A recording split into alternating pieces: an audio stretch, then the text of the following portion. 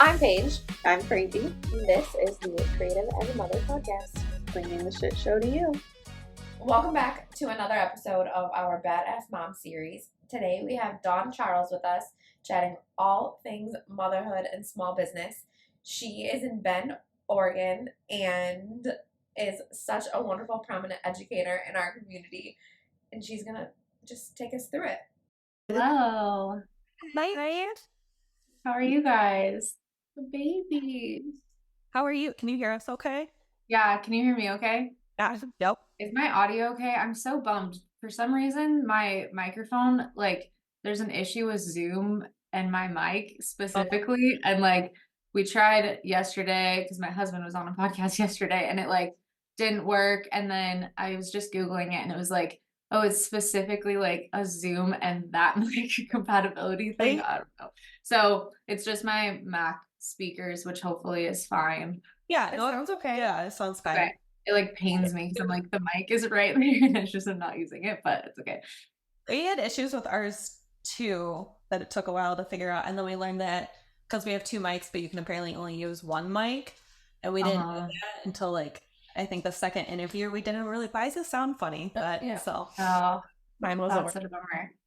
And you can't hear because I don't have headphones in obviously, but I can put them in if that's better. But can you hear the feedback or anything from the speakers? No, everything sounds fine on your end. Okay. Okay, cool. Yeah. That I never would have thought to ask someone. Also, Frankie. How old is your baby? 5 weeks. Oh my gosh. 5 weeks. Congrats. I know. I remember when we were first emailing, I think you were about to your due date was coming up. Yes. Fifth baby. And it's just wild at my house. Props to you. I have so much respect for that. I know. This one was very much not intentional. We were very, very, very done after 4, and then he snuck in there right before my husband's vasectomy. So nice. It seems to always work out that way.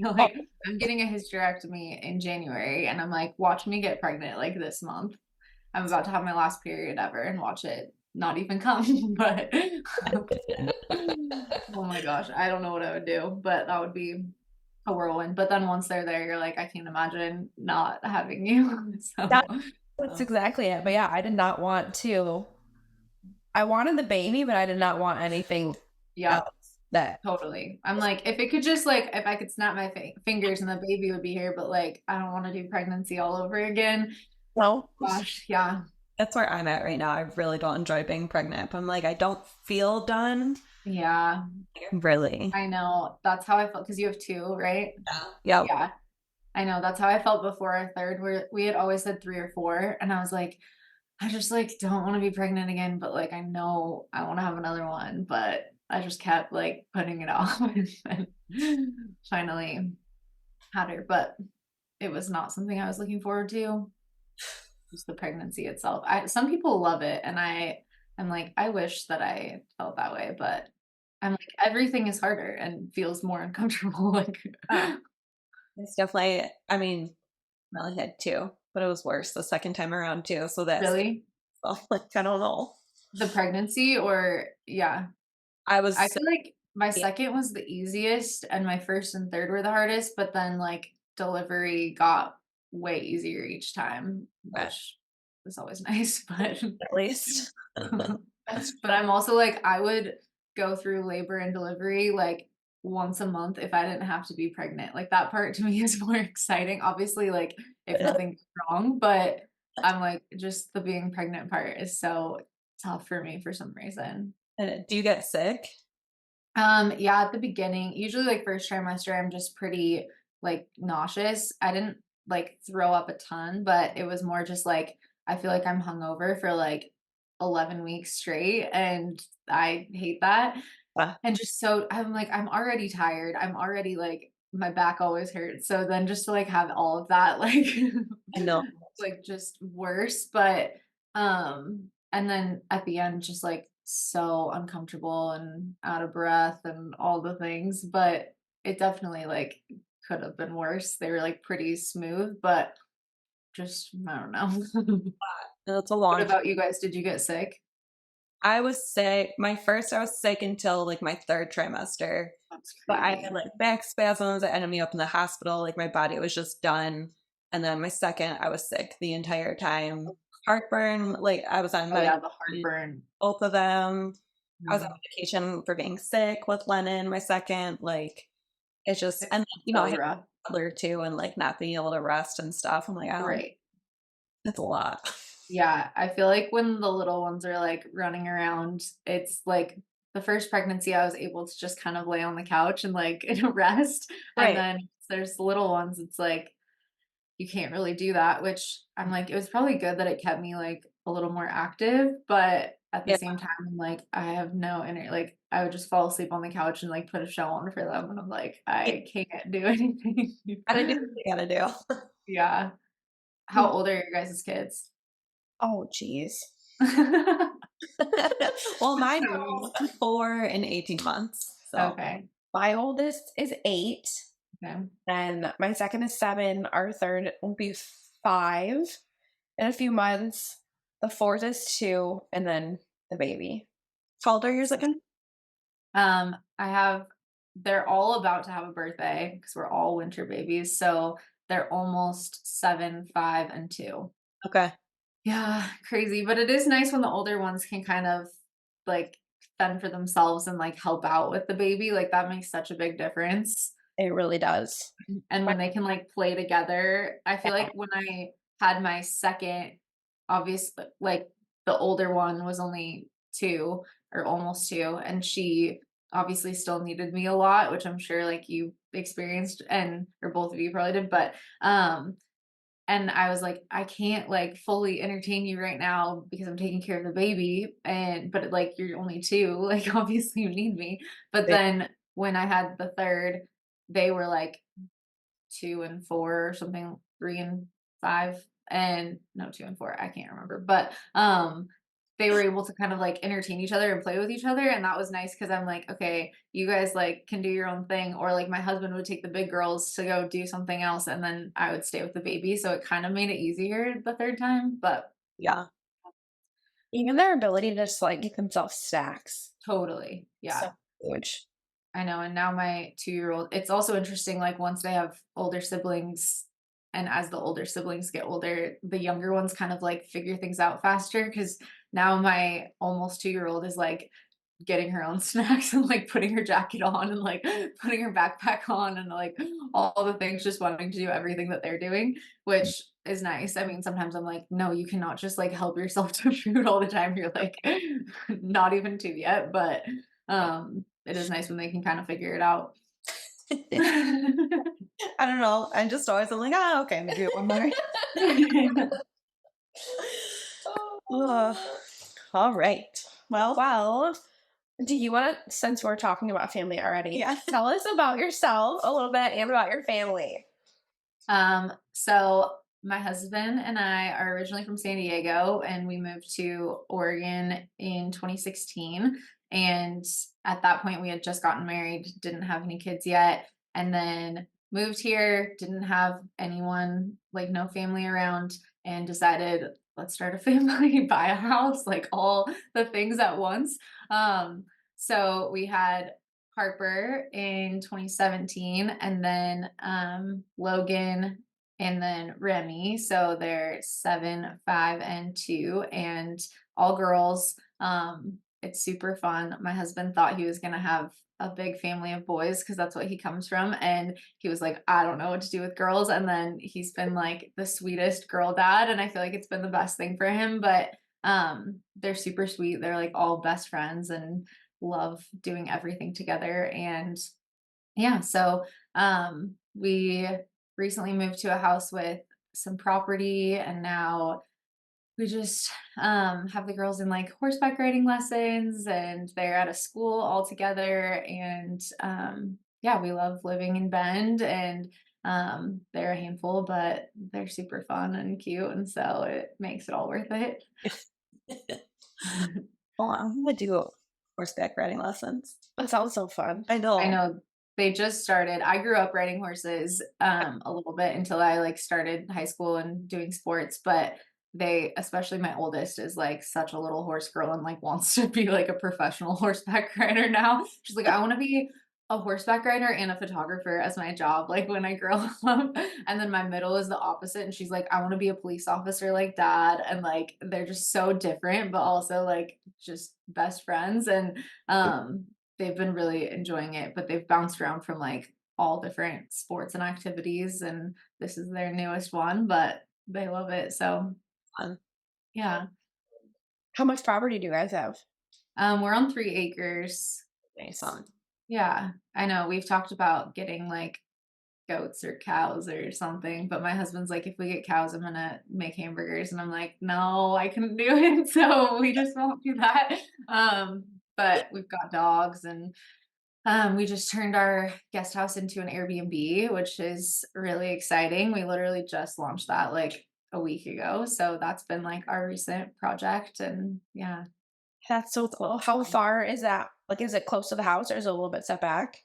It's pretty close to the house, yeah, but it's like its separate unit, like a little ADU. So yeah, That's really yeah, cool. it's been fun.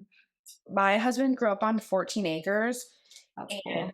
is like not built for something smaller than that. So we Yeah. have, like a postage stamp yard in our little small town that we live in.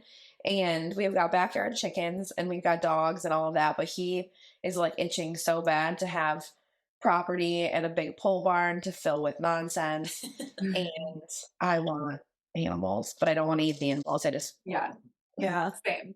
I'm vegetarian, so I'm like, no, I can't even stand the thought of that. Like, please. And he's talked about getting like one of those miniature cows, the little like fluffy ones. That was But I'm also like, we are so busy right now, and like our children are enough to take care of that. Like, as much as I want that, I just don't think it's smart. I'm trying to be like responsible with these decisions. And he also wants a puppy right now. And I'm like, okay, we already got 2 dogs, 3 kids. Like, let's wait a little bit until the youngest is a little older. But yeah, we would love to have like our neighbors have chickens and the girls go over there all the time and like take care of them and collect their eggs and stuff. But it's nice being in an area like this that like all the houses around us have around the same size property. And so down the street there's like horses and donkeys and like alpacas and cows and stuff. So it's fun just walking through and seeing all of them. Oh, I want that. Brittany, one of our local photographers just moved to her husband's. I'm not really sure what he does. I don't think he's a doctor, but he's some kind of, he works in a hospital. I don't know. He does something in the medical field at the hospital. And he's doing a residency, I think. Or maybe he was in a residency here. I don't know. They moved for his job back home to where he's from in New York. And they bought this beautiful old farmhouse. And last summer they got chickens. And they just got alpacas a couple of weeks ago. Or months ago now, maybe. I don't know. But it's like my favorite content that she posts. It's just like the alpacas. They're so cute. Alpacas are adorable. There's like a bunch in our neighborhood. And then down like the road, there's an alpaca farm where you can go just like hang out with them. And I really want to take the girls because they're just so fluffy and cute. They are so fluffy. And I like their like head tufts. Uh-huh. I'm on goat. I've always wanted. I know. There's goats down the street too, and they have babies like every spring. And so we always just drive by and look at them, and they're just like running around. So cute. They're so funny. I know. Goat videos, you know? Yes. Yeah, I know what you're talking about. It's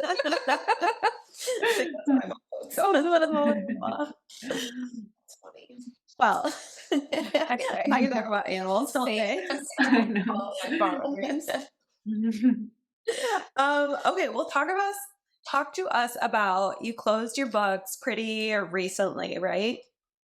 Yeah, I kind of like started dwindling down the bookings I was taking back when I first launched digital products, and then it officially closed, I think that must have been like 2 years ago, I think. And then I took like one wedding for a friend, but other than that, like wasn't really advertising that I was booking anything. And then now I kind of just do trades with local businesses. So I've done a lot of shoots for like brands and small businesses in town, but otherwise not shooting weddings anymore, not really shooting portrait sessions, but kind of still shooting for fun. Especially recently, I've been picking up my camera more, so that's been fun. But yeah, it was a big shift for sure, and it was kind of scary because I was like, my identity has been in wedding photography this whole time, and like, who am I if I'm not a wedding photographer? Like, what do I call myself? Like,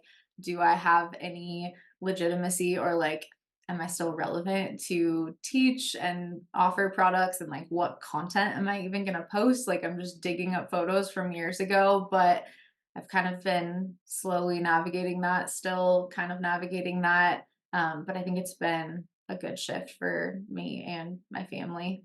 Yeah, I was going to ask, what did that transition look like for your family specifically? Yeah, when I first started like kind of slowing down, I was pregnant and kind of looking into what are my other options. I obviously can't be gone every weekend. My husband's schedule at the time was changing all the time. So he was working weekends a lot of times.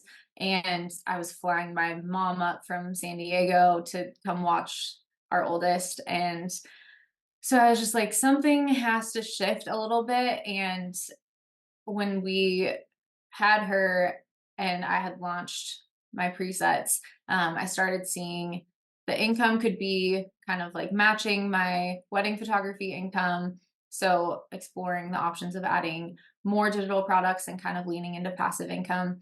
Um, but that first year when I was still pregnant and like had a newborn, I had already booked all of those clients. And so I kind of had to just like maintain that and figure it out. And so I was definitely like trying to juggle having a newborn or being pregnant and like sick on planes and traveling every weekend, which was really tough, and like definitely was like a clear sign that I had to figure something different out because I knew we wanted more kids. So kind of slowly started taking on less and less, but at first it was a lot of just editing while she's napping, or like doing late hours of work in my office while she's sleeping, and working on weekends. Like, had no real boundaries, or like there was no distinction between my personal life and like life at work. But then once I started taking on less, I was able to kind of like create that clear distinction of like, this is when I'm working and this is like my time at home with my family, and I'm not gone every weekend. And that helped me kind of have more balance, and just give myself a break too, and not be like, I literally didn't even know when the weekend was because my husband was working half the time, and like I was just working any chance I could. So I also felt like I wasn't getting a break at all. And some of the times, like, I was working while she was playing, or while she's like nursing or something. And so it was just really hard to kind of do both at once, or just constantly be doing. I mean, right now I feel like I'm still always doing one or the other, but it's definitely more like separate. So yeah, it's just kind of been like, for the past, I guess that was like 7 years ago, until now, just slowly easing into more of that separation, and more of a routine and a schedule, and just having more of a like normal Monday through Friday 9 to 5 type thing, which has been nice to not have like weekends booked up and stuff, and just to be able to like spend weekends with the kids and evenings with the kids, and not constantly be doing both and feeling guilty for working. Like, I feel like I always felt like when I'm working, I should be with the kids and like dedicated to them. And when I'm with the kids, I felt like I should be working. So now it's kind of nice that I can like fully be present in both areas a little more. That's something we both struggle with so much. It's hard. It's so hard because I still feel like at the end of the workday, like I leave here to pick up my kids at 4 from school, and it is so nice to have them like taken care of all day and at school. But I always feel like I get into a groove. Like, it takes me a little while. And so when I'm working, oftentimes it's like 3:30 and I'm like, shoot, I didn't even get like half the things I needed to done. And then I'm like finally in the middle of a project and like feeling motivated, and then I have to just cut off and go get them. And then I feel like when I get home, I'm like thinking of all the things that I didn't finish and trying to like, I'm like, maybe once they go down, I'll like finish those things. And then I'm so tired that I'm like, no, I'm gonna not do that. But so I definitely still struggle with like feeling like I'm not able to get everything done, or feeling like I'm thinking about my to-do list when I'm with the kids sometimes, but it's not as much as it was before, where I was like working from my phone or my laptop on the couch while they're playing and all of that. Now I have like a separate office where I do all of my work and leave it there, and it's a lot different than when I was like on my laptop in my bed at night like trying to edit a gallery or something. So I feel like that is helpful for sure. That's of like everything you said is exactly what I think and like where I want to be. Like, so Mhm. I do weddings and families. Paige doesn't do Yeah. weddings. I'm like in this weird limbo right now where I do enjoy weddings, but like since having kids, I don't love it as much. But I think it's just because I'm Um, with the kids on the weekends and whatever. So I'm like in this weird spot of like trying to figure out where I'm going Well, with it's it. hard too, because like we were talking about this, I only shoot newborns and families, but I'm trying to work around. We own a small business, like my husband and I, so I try to work around that schedule so that I can make sure that he can be with the kids, because we don't have a whole lot of childcare options. Because who wants to watch 5 kids? So I am working a lot of weekends. So we've been talking about like just how to figure out for me to not work weekends anymore. But it's hard for you because you can't just convince everybody to get married on a Thursday. Right. Right. right.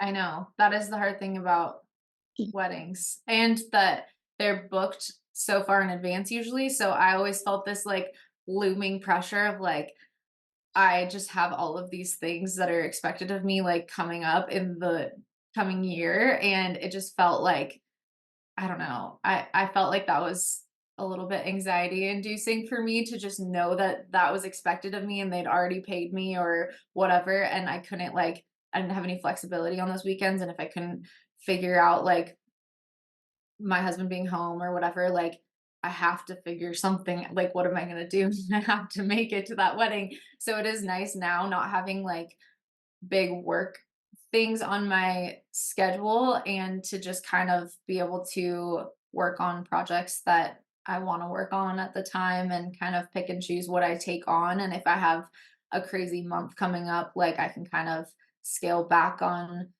personal things or scale back on work things and kind of navigate my own schedule a little bit more. So the flexibility is really nice. Yeah.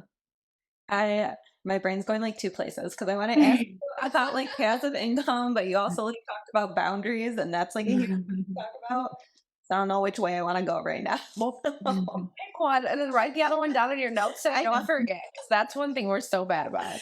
Um, okay, I want to talk about passive income actually because I know it seems like a lot of people are trying to take that route right now, especially Paige and I talk about it a lot. Like this year and last year were just kind of a weird year in the industry. Like it was slower, so a lot of people are trying to pick up passive income and trying to figure out what that looks like for them.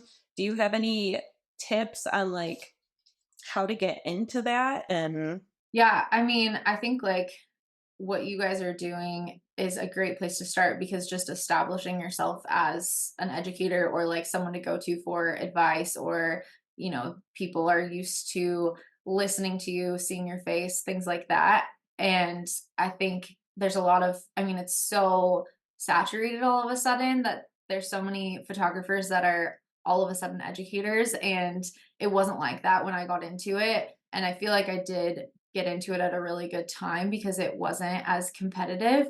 But I think now just trying to set yourself up as someone who is knowledgeable and trustworthy is the initial step, because if you just are showing your portfolio online and just posting pretty pictures, and then all of a sudden you're selling this guide or course or whatever, people are not necessarily going to trust that it's something they should invest in.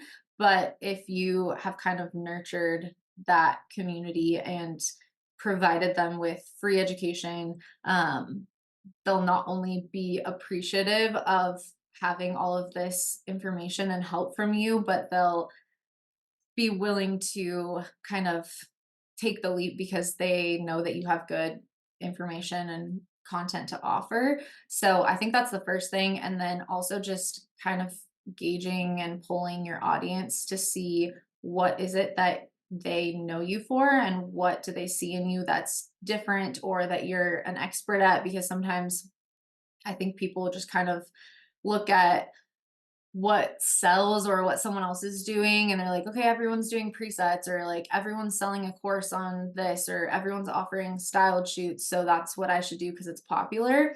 But you might be known in the industry for something that you don't even realize. Like people could see your work and think, okay, they capture images in this special way, or their editing style is so unique, or like they're so good with flash or styling or whatever.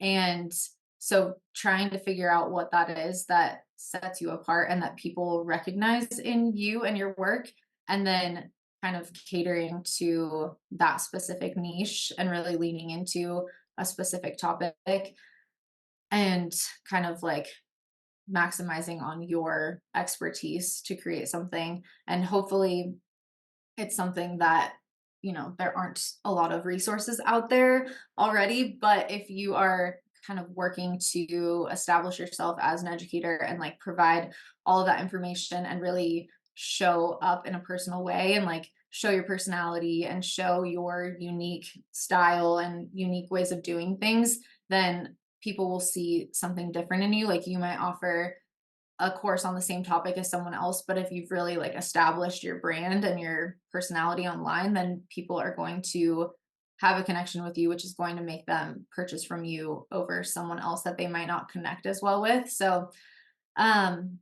I would say those are the biggest initial things. And then once you kind of realize what your expertise is, starting to create like freebies or just really nurturing your audience with that type of content and kind of focusing down on a certain area. And then eventually kind of just warm them up to the idea of purchasing from you and then launching something. And I feel like you can start really simple and really small. Like it doesn't have to be this mass like produced course where you're doing like working with a videographer and like having it be this 10 module thing. It can be like an ebook or a PDF or like your email templates or something that's like so simple, because people mostly just care about what they're getting and what problem it's fixing for them. And a lot of times people want something that's a low investment for them and that's easy to implement and that's going to just like fix a problem in their business or make something easier for them. So if it's as simple as these are the questionnaires that I send to my clients, all you have to do is copy and paste them into HoneyBook, then that's super easy for you to create. And it's something that you're already doing. So you're not really like creating this whole new thing as a product. You can just like share a system or a template or something that you're already implementing that maybe you don't realize is like monetizable, is that word? And just turn it into a product and sell it without having to like have this huge overhead cost or like a huge time investment, and then kind of just like see how that does, get feedback, and then go from there. I mean, you just gave like so many good tips, but I feel like that's really important to know, like, because so many people in this industry will just like put out presets or, you know, because it's like what everyone's doing. So to like really figure out like what your audience wants and like what about you instead of just like throwing out random stuff. And what you naturally are drawn to and good at. Right. I think we've talked about this before, but I am not tacky at all. So for me to figure out how to like, I don't know, launch something that would be super involved is like not gonna be me. Right. Right. And sometimes like a lot of times the products that I put a lot of time and energy and money into aren't even the ones that do the best. Like, and presets are a tricky thing to launch. And I think so many people just are like, I'll just sell these and hopefully they work. And they haven't tested them on like all the different camera gear and like tons of images, and they don't necessarily really know like all the ins and outs of editing. So you have to deal with people being like, these don't look like how they look on your images. Like, I'm not happy with them. So I feel like that's a bigger risk of a product to launch. But if it's like templates or something, it's not super likely that people are going to be like, these emails suck. Like, you can probably write decent emails. So I think, yeah, something that like is just you're already using, maybe fine tune it and, add on to it, but you can just like have a super low risk and low time commitment, and kind of just see how it does, and maybe it flops. But the nice thing with digital products is like there's really not a lot of overhead cost and like pretty low risk, and no one knows how well your sales are going. So you could launch something and you could get 3 people that purchase it. And while that's going to be discouraging, not everyone is looking at you like, wow, it's such a failure. Like, I can't believe that you would even try that. You can just kind of reassess and be like, okay, that product didn't work. Why didn't it work? Like, what are people asking for now that isn't out there, or that maybe I didn't realize is like an expertise of mine, and how can I create something out of that? That's what I keep telling you that you need to make templates for like style guides and stuff. Okay, I will. Yeah. So, Well, and now it's so much easier now too with like Canva and just all the templates out there that you can use as a starting place, because and like Chat GPT and all of that, like I feel like there's so many resources out there that can make it so easy. And as long as you have the knowledge of it, it's pretty easy to just kind of like implement and put it together. And like I said, people just want like a solution to a problem. They want like quick fixes and easy answers to things. And so I don't think they're expecting some like huge production. They just really want like, I don't know what emails to send to my clients, or like, I hate typing these out every single time, or contracts or whatever. Like, if you already have all those things, then you can turn that into something that could make you money. And even if it only makes $300 a month, that's still like, your gas or groceries or whatever, like if it's not taking you months and months to create, then it's going to be worth it, because it's just on your site forever and can just like trickle in some extra income that can then like provide you with maybe a little extra time, because maybe you're taking one less shoot a month, and then that gives you an extra day in your work week to work on another product, and you can just add to that. Yeah, I love that. you're painting my mother out of mystique. We've been like getting just beaten up at my house with every sickness under the sun. So we were trying to record just a regular episode before we got on with you, and I was like, I had like a dry tickle in my throat, and I just like, pause, I got a cough again. I hate that so much. I feel like this is the worst time of year for that. It is. And with kids, I feel like you just catch everything. Well, I've just been like patiently waiting. My kids aren't in daycare or anything, but we go to like a gym that they play at or whatever. So Yeah. every time I'm like, all right, give it a few days. Yep. I know. It's the worst. I feel like a couple years ago, like right after COVID, because everyone had like stayed away from each other, and we didn't really, but we were like, so hopefully that helped us, because I feel like our immune systems kind of stayed stronger. But I feel like after that, everyone was getting like at the kids' school, it was just like everyone was sick with literally everything. And it was like the day that they went back to school, they came home with something else. And I'm like, there can't be anything else out there. Like, you guys have had it all. Like, there's no way.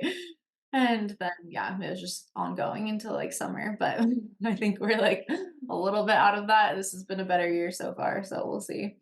Okay. I know it was last year that was really rough for a lot of people. Yeah, last year we were literally sick from Halloween to like May. Jeez. Like brutal. Halloween, we were sick on Thanksgiving. Nelly got a fever on Christmas Eve. Like, we were sick for everything last year. Well, because it's like once one kid is out or something, Yeah. then And then it's like it takes a while to hit all of you, and then once the final person recovers, then the first one got something else. Like, so rough. Yeah, with them, it's awful. Oh my god. Okay, actually, I lied. Ask your question on my balance because my phone. Well, okay. Boundaries is also something like just as a mother too, and like owning a business, it's being a photographer, being in the creative industry. I think we all struggle with like just saying yes to anything or being a people pleaser. So learning how to put boundaries and making time for your family and stuff. What are some boundaries that like you learned to set for your business that have worked? The first thing was kind of like I was talking about before with just having separate designated time for work and family or personal life because it was so intertwined before and it was kind of always just trying to balance both at once.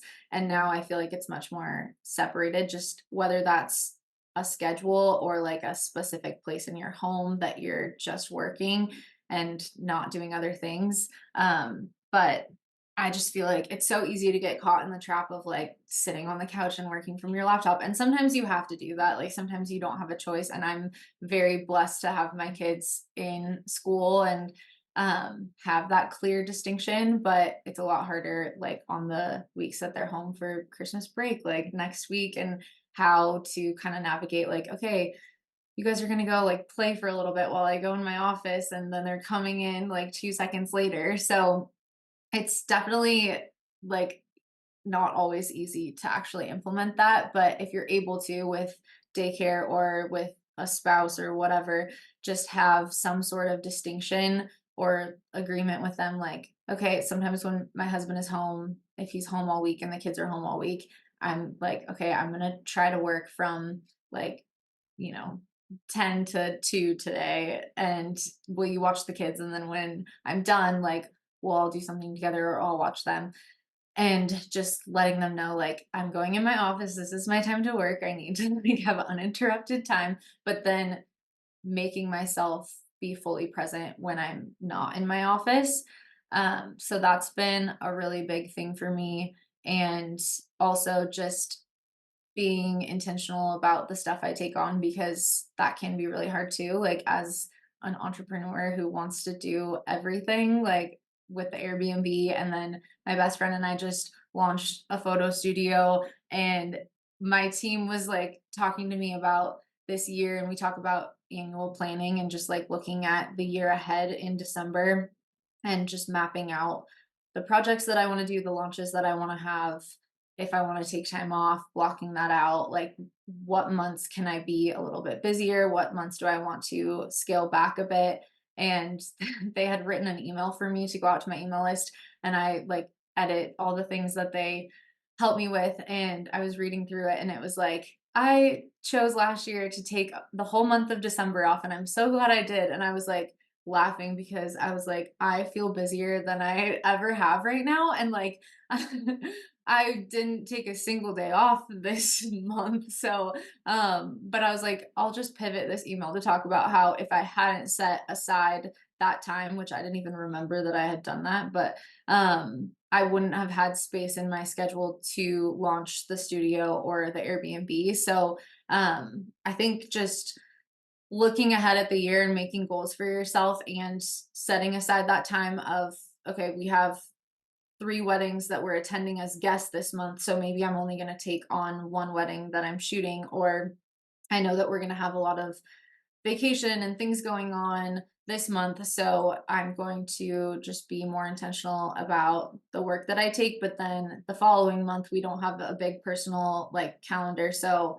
I'll make up for it in that month, and just kind of mapping out your year, but also keeping in mind like what your capacity is and giving yourself breaks and time off, and really scheduling and hopefully sticking to that time off, which is really hard for me. And I definitely like have not figured all of that out and don't always feel like I have it balanced, but I try to be intentional about just not taking on more than I know I can handle, and thinking ahead, like, okay, is this really a good move for me right now? As much as I'm excited about this project and like want to launch all the things and like come up with new ideas all the time, like, is that really feasible, or am I going to be like kicking myself because I'm working late nights and doing more than I can handle? So, It's a lot. yeah. You just said that about this December because we literally just Yeah. had this exact conversation. Um, I normally take December completely off. She doesn't do much. I'm supposed to be on maternity leave right now, and we have worked. Yeah, we have worked so much this Yeah. month, Yeah. and it's all stuff that like we wanted to do and have like felt called to do, and we only took it on because we were able to because we didn't have anything like really planned. Yeah. Right. Yeah, we have worked more this December than Yeah. you do.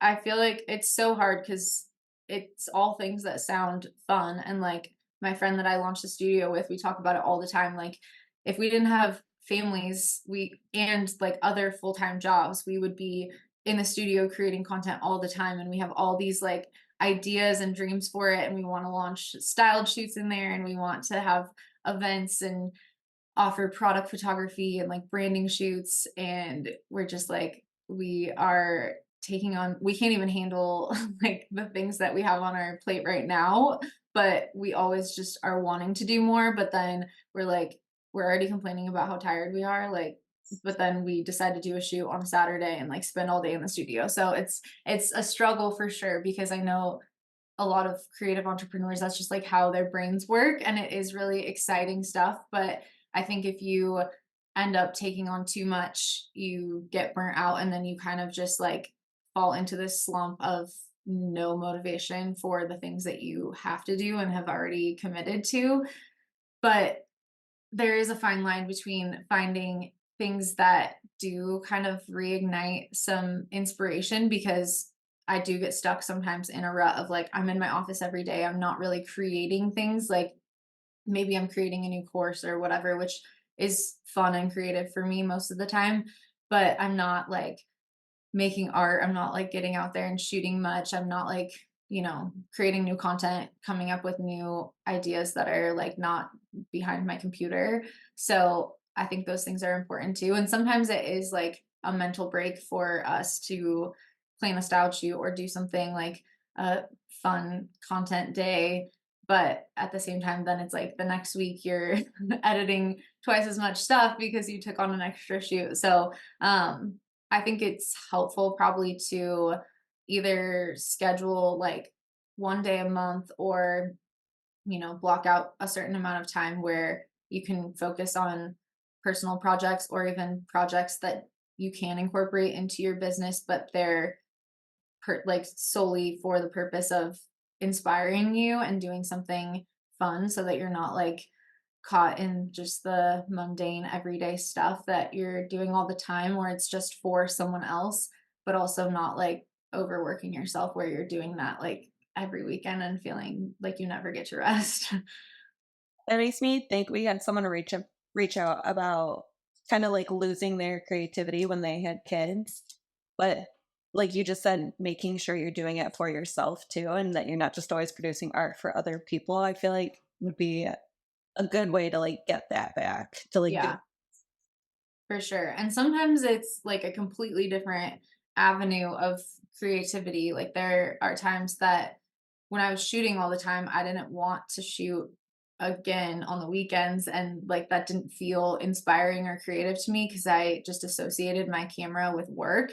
And now that I'm not shooting as much, like, I'm just doing it for me and it's fun. But I think when I was shooting all the time, finding other mediums to have as a creative outlet, like watercolor, or I mean, I went to school for art, so I kind of dabbled a little bit in a bunch of different things, and like never really focused a lot on any of them besides photography. But even just like, my husband got me a keyboard for Christmas last year, into like learning piano, and I bought a tattoo gun and just like tattooing like pig skin, or my friend.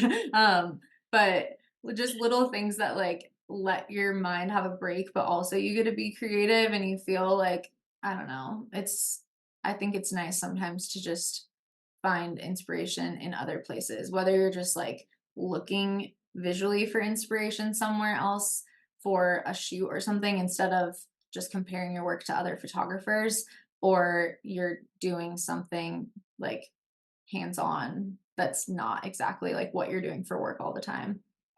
Yeah. That's such a good point. 'Cause I feel like so many people do feel like they have to, if I'm going to be creative, I have to do it in a way that like Mhm. will benefit my work Right. because it is a creative medium. And don't think of it outside the box, like you just said, to fulfill it in other ways Yeah. where it would actually feel fulfilling. Because I almost Right. like, yeah, it feels like work. It feels draining.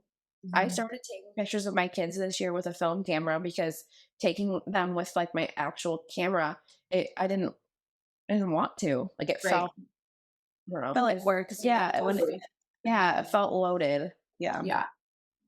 I know people always are like, you probably have such cute pictures of your kids. And I was like, I never, like on my phone, I have like silly videos of them, but like I don't have that many photos of like us as a family or of my kids. And I wish I was better at that. But it is true that like when you're home, you're not thinking to just pull out your camera, or you're putting too much pressure on it because you're like, oh, the lighting in here is so bad. Like the house is messy. This is like not a cute backdrop. Like this isn't up to par with my normal work. I need to like take them outside and like dress them cute.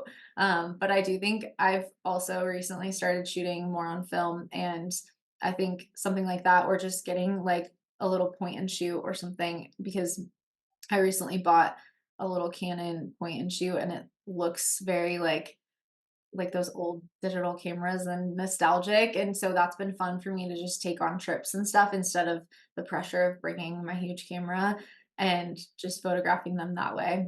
Hang on. Can you hear that? The dogs are Yeah, barking. I just heard it right now. And Sorry. no, it's okay. I know we've been lucky with it. We Like, have. Okay, we were talking about creativity, right? yes. Okay, I'm gonna go in a completely opposite direction. But I'm so sorry. Everything just left. You have the excuse. You just had Yeah, baby. you do. Left it. No. Okay. So you have built this massive creative educational platform. How did you decide to do that for more like to do a platform versus like just mentoring? Like how did you break into doing or decide that it was a good fit for you to do a whole course and platform?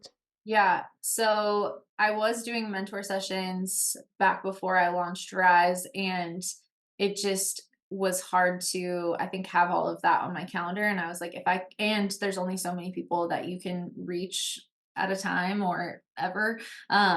So I wanted something that was a little more passive and more scalable.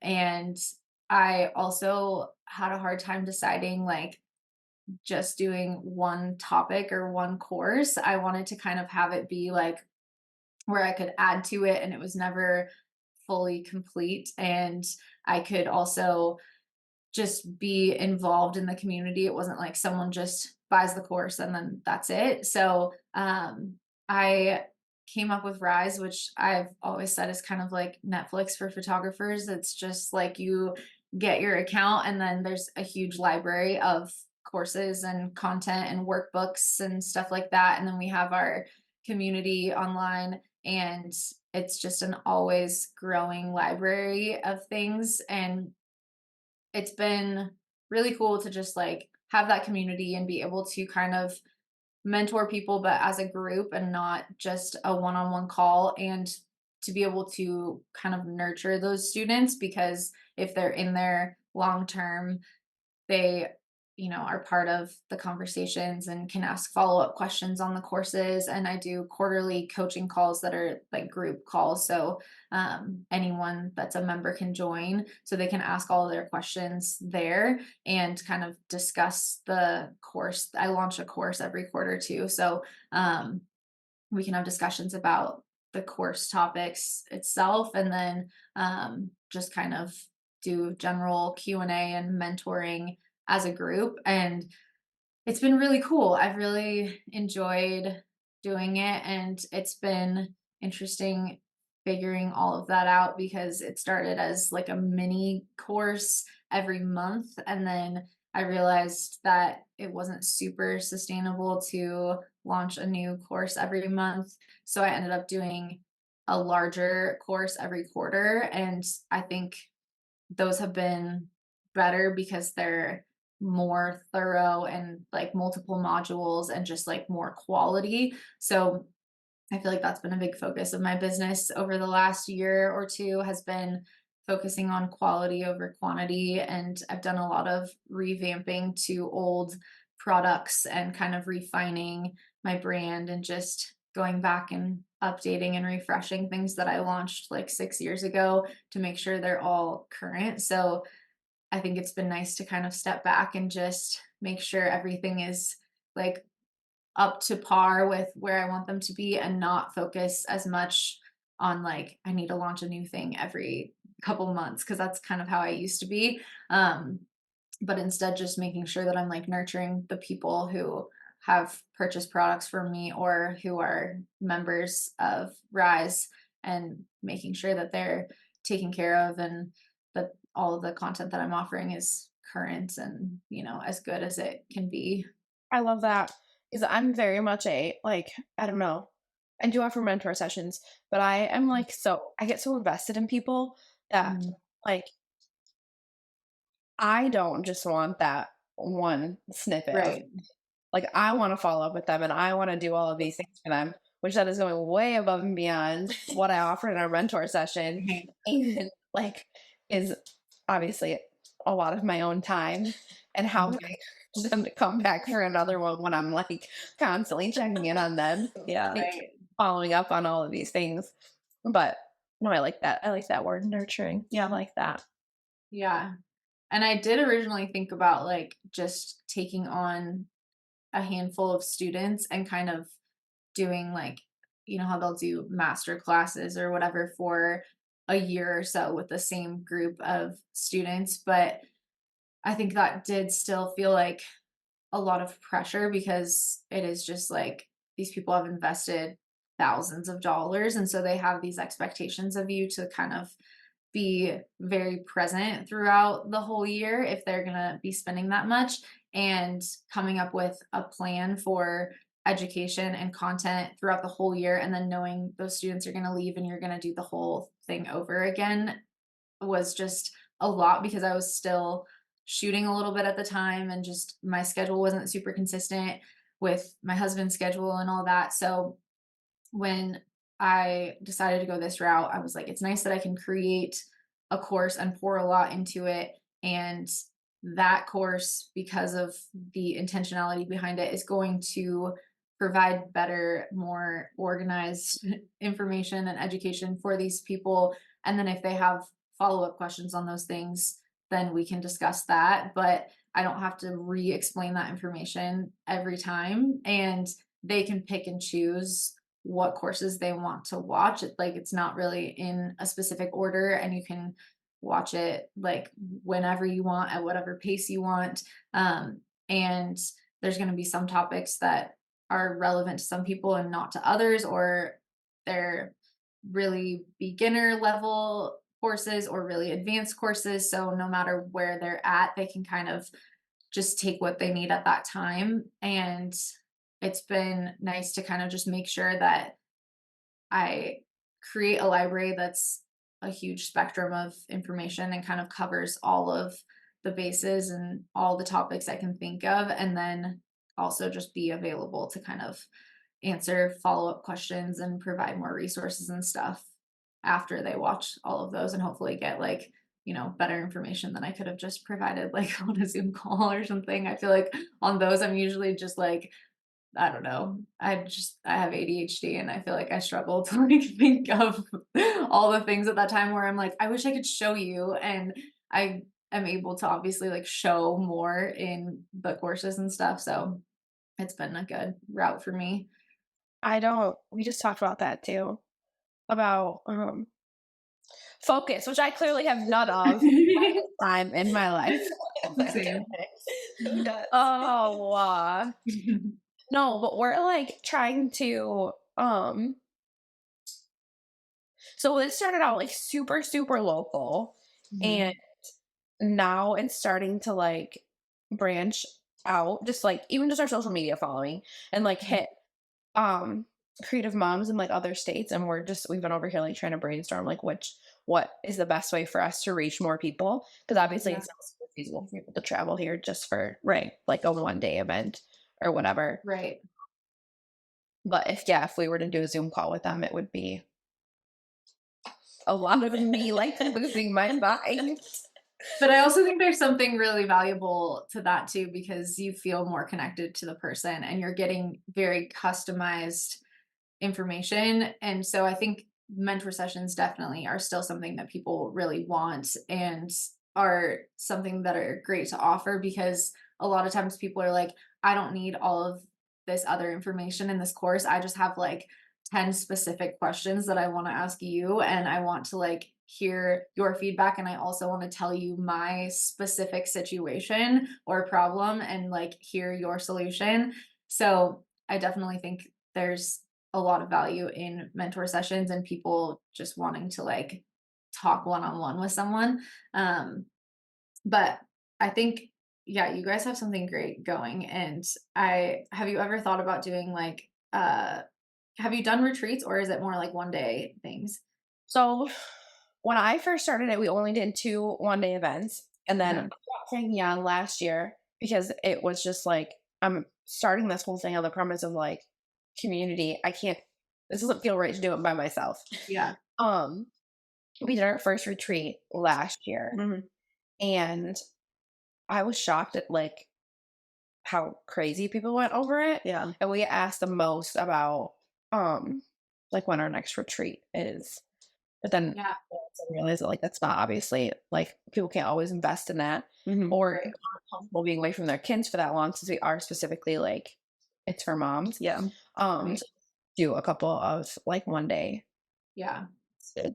Yeah, that makes sense. I feel like it is nice to offer a variety, because obviously like retreats are going to be a lot more of an investment and like time commitment, but there's obviously a lot of value in them. Like I used to host workshops that were usually like 4 day retreat type things. And it was successful and fun and everyone loved it, but it also was a huge time commitment on our part to like put all of that on.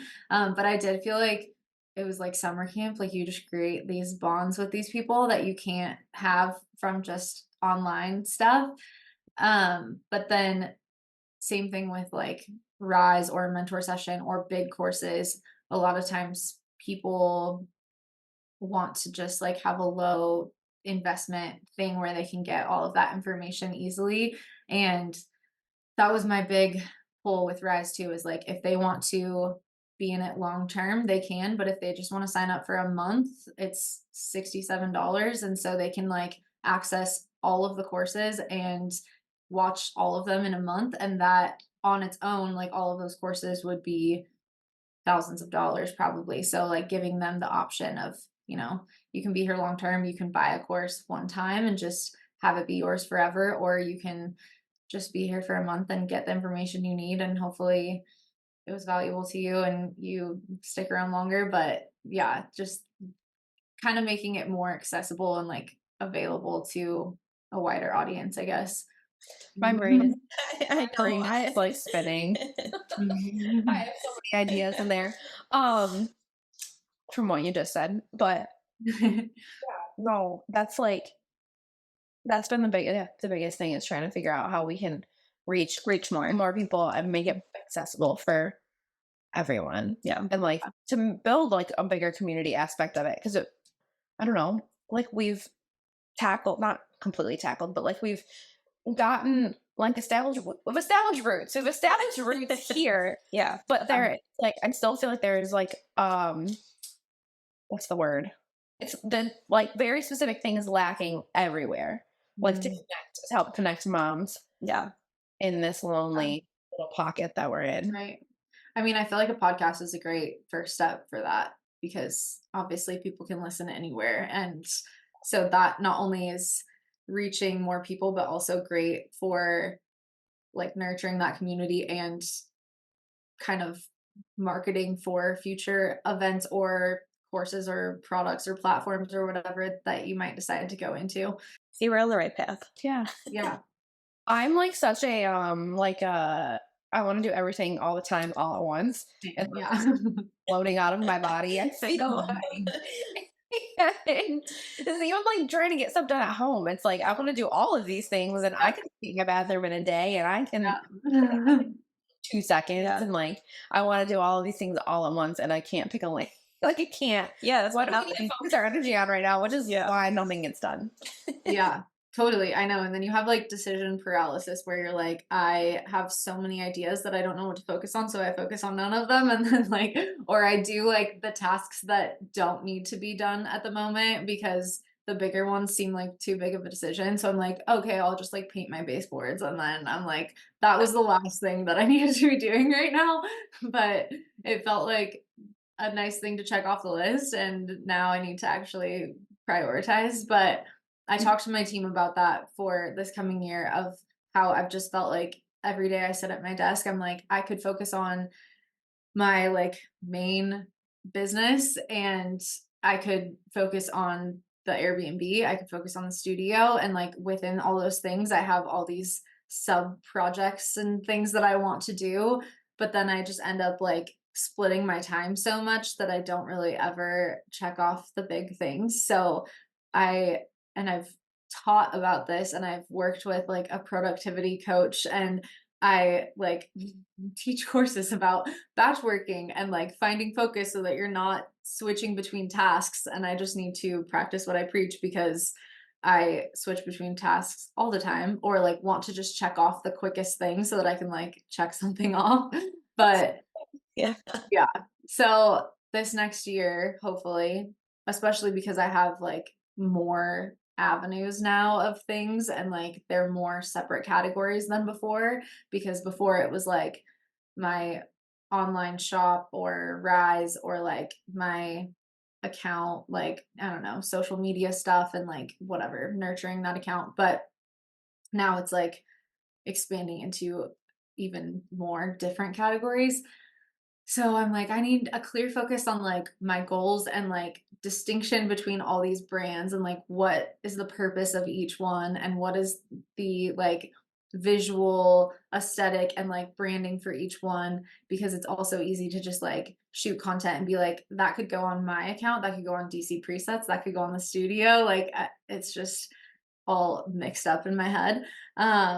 And just finding like distinct times in my day or in my week to be like, okay, on Monday, we just focus on the studio. On Tuesday, it's like client work. On Wednesday, I do course creation or like launch a new or like work on a new product and really just like giving myself those like categories each day because otherwise you're just switching constantly. And the girl that taught the productivity course in Rise, she's like, task switching is like the most detrimental thing to your productivity because it like there's some statistics that she was sharing just about like how your brain needs like 10 minutes at least to like really like get in the groove of like a new task, even if that's you're working on something or editing and then an email pops in, like you aren't fully like there yet in your brain. And so rather just like shutting all your emails off until the end of the day or doing all of that at the beginning of the day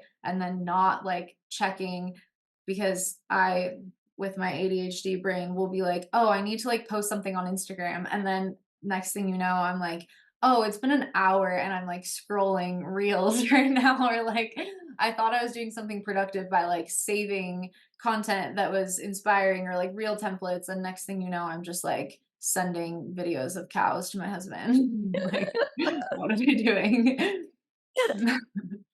Oh, I really Fair enough. Well, yeah. I was just thinking about that, how I've recently I bought Post-its because I'm like trying to organize myself more. But I'll make my Post-its for all the things I have to do and then look at all of them and try and do all of them. And so then nothing's left. Yeah. Just like a million tabs open all the time, like literally and figuratively in my brain. Oh my god. And then add motherhood in. Yeah. And then, I know. I And I'm like, is this mostly a mom thing or an entrepreneur thing? I think probably both, but probably like made so much worse as mothers. I kept putting off my groceries. I finally did that before I came here, but it was like, I have all this stuff to do and we need food, but oh, we can just order carry out, so it's Right. fine. But now, like, the kids need lunches and we don't have food because I ordered carry out instead. So there you Yeah. go. Instacart is my best friend for that. I like don't grocery shop anymore because I'm like, why would I drive? It's so like spoiled, but I'm like, no, I'm gonna just do this from my phone real quick so I can check it off and then keep working. But It's that's quick. been a game changer. Getting out your spending. We can meal Yeah. plan. Yeah. Yeah, it's better. Mhm. You talked about your team.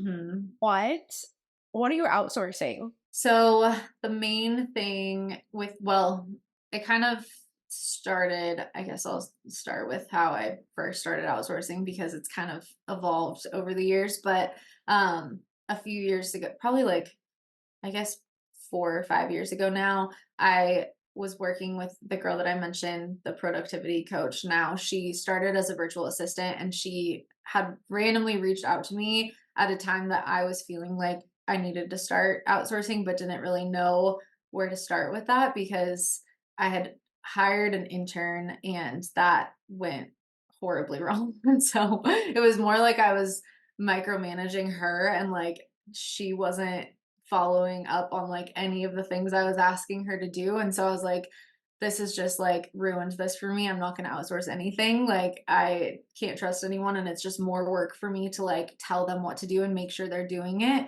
But I realized I needed to hire someone that was more of an expert in a certain field to take on that task for me rather than someone who was just another photographer looking to kind of learn from me and like maybe help a little bit.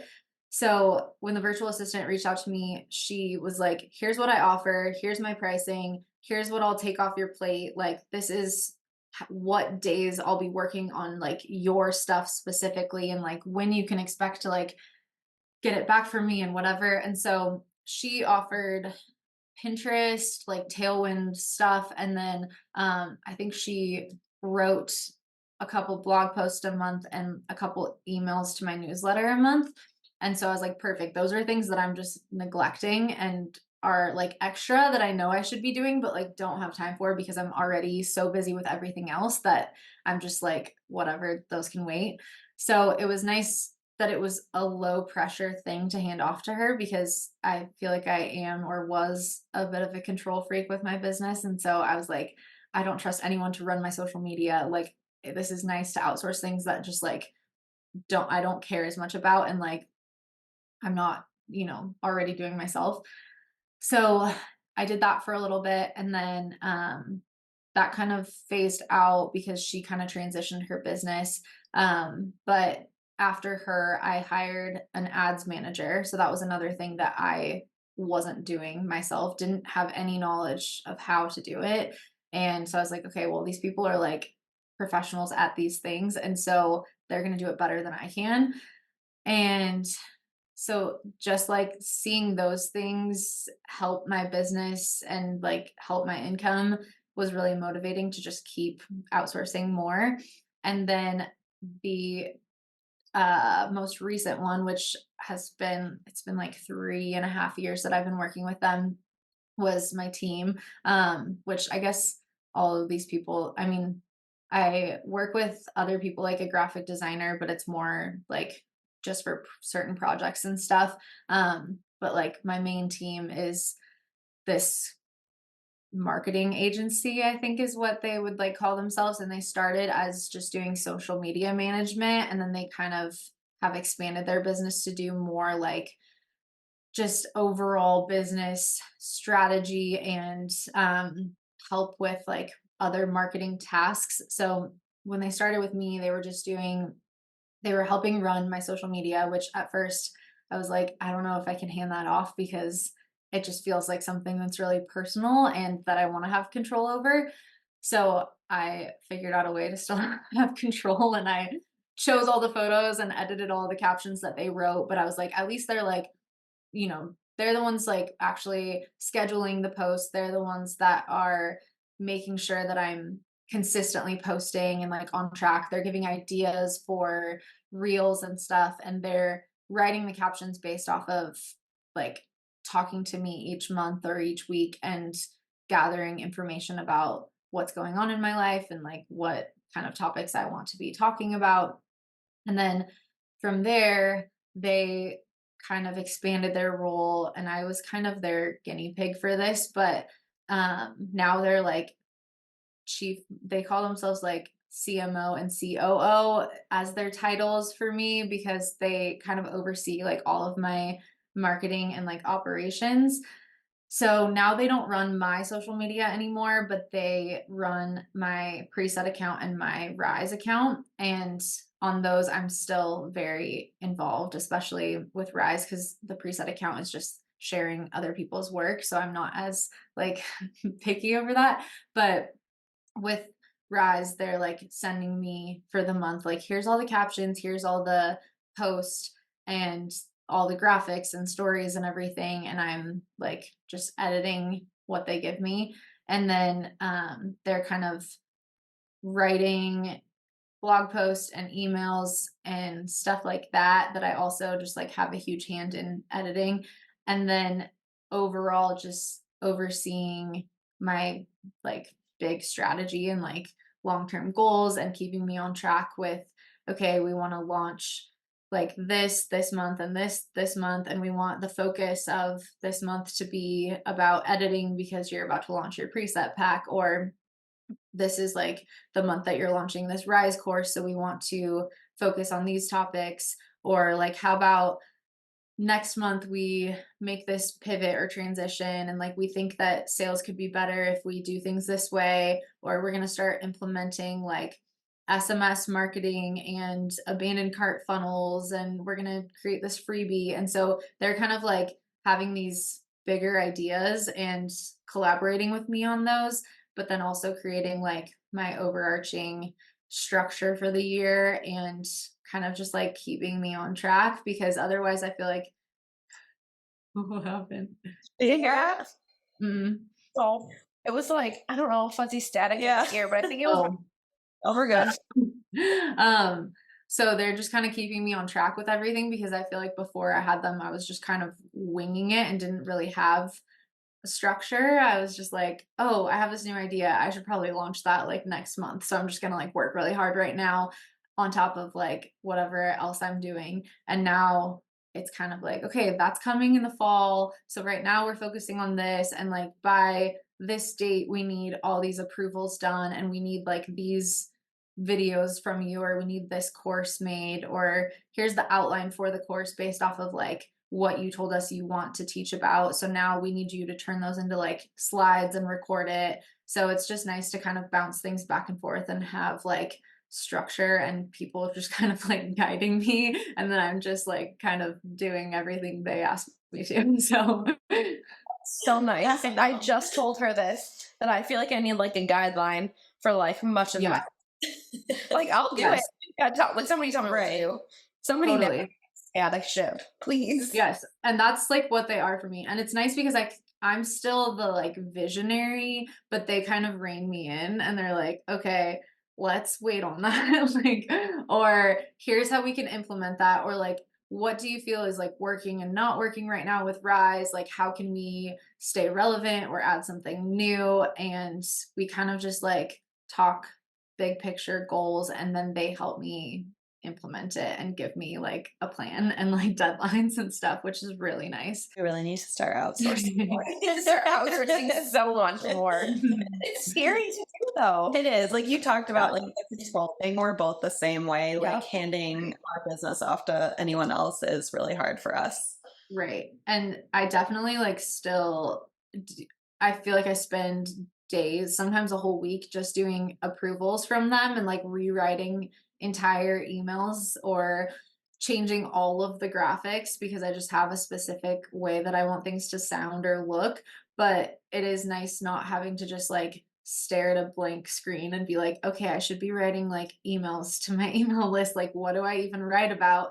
Instead, I'm just like, it's a lot easier for me to have something there and edit it than just be like, oh, I should be doing all these things that would never get done if I didn't have someone like sending them to me with a deadline. So just keeping me accountable and like keeping things moving, because I feel like if I have a lot on my plate, I tend to be a lot more driven and productive. But if I have like no deadlines at the moment, a lot of times instead of using that time wisely and being like, oh, now I can work on these creative projects, I'm just like, oh, okay, I guess I don't have to do anything, or like I don't know what to do today, so I guess I'll just like go run errands. Like, so it helps keep me on track and keep me accountable and like help things keep moving according to like the plan that we set for the year, which has been a huge help. I'm sure it's nice to like have a starting point and Yeah. deadline, you know, so like at least you got that. And Totally. And that's the thing, is like having someone who already offers that and like knows what they're doing versus just like bringing someone on and trying to teach them how to do it. Obviously, it's probably going to be more expensive to like hire someone who does that full time, but when that's their main focus, is like they're making a business out of doing this thing for people, they're more organized and diligent and like prioritizing it because it's their business, rather than the route of like, I'm just gonna like ask other photographers if they want to like help me with this. I've done that a handful of times, and I feel like sometimes it works out. And right now I'm working with another photographer who helps with like my customer service emails and the preset account, but sometimes they're already running their own business and they're not used to adding on like administrative tasks or doing things for other people. So it can become like on the back burner for them. And then you're spending more time managing them. well, yeah, I was going to say, you don't want to like, to help yourself, you don't want to have to like teach someone how to do the work. Right. Yeah. And you want someone that like knows more about that thing than you do, so that they can be like giving you advice and tips and like doing things better than you were doing them. Yeah. Yeah. I just wanted to ask if there was anything else you're passionate about when it comes to like being a mom and running a business that we didn't touch base on that you feel like is important to share. Yeah, I mean, I feel like I'm not always the best at it because it is so hard. Sometimes I wish that I had a 9 to 5 where I could just like leave work at work and not constantly be feeling like I want to do all these projects like when I'm with my kids. But it is really nice to just have the flexibility of, they have a Christmas performance and I can like not be at work still, and we're going to like, take this trip this week, and I can kind of work my schedule around like prioritizing them. But I do have to constantly remind myself like, the work can wait, and I'm going to look back and remember the time with my kids more than like all the things that I got off my to-do list that week. And that is hard for me, but I've tried to be more intentional about that, and just be more present at each, like let myself be fully present when I'm at work and let myself be fully present when I'm with the kids. And I think there's something valuable to your kids seeing you make something yourself and have it be successful and pour a lot of your time and energy into something that you created, and to just watch you be passionate and work hard.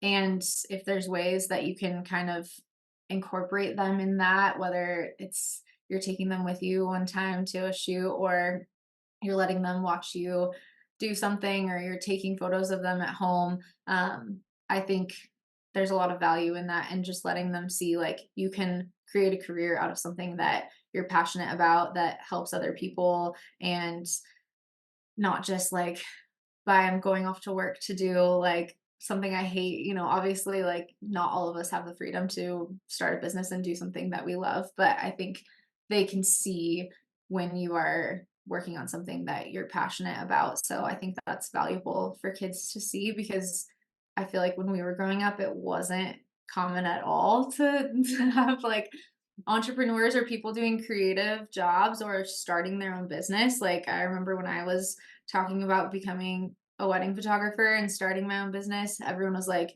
but like what are you going to do for your real job? Like is that going to be like a side thing?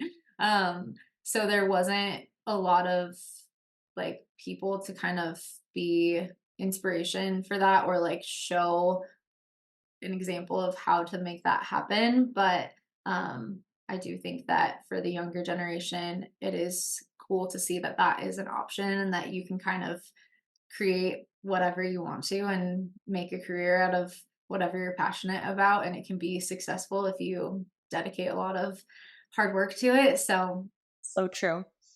The things that what's the generation below us? I was Gen Z. Yeah. The things that they like do and come up with mm-hmm. because they know that they just like can do whatever and get like mind blowing. Yeah.